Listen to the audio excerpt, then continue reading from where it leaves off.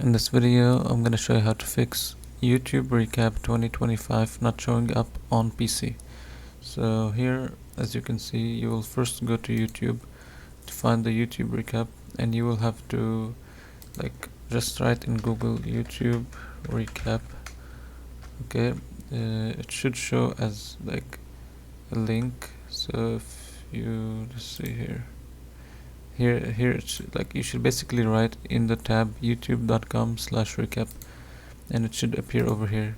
If you don't see it, that means it's either too late, you came too late, you should have clicked on it and searched for it earlier, or it could be because the update sometimes hasn't reached your region yet, so that could be a reason.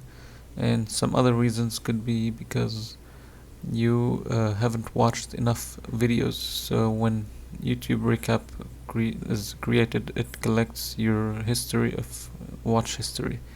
So if you don't have watch history, so it doesn't basically get created. And yeah, so if you can't, just type in this, just look for it, and hopefully you will find your YouTube Recap. Alright, make sure to leave a like and subscribe.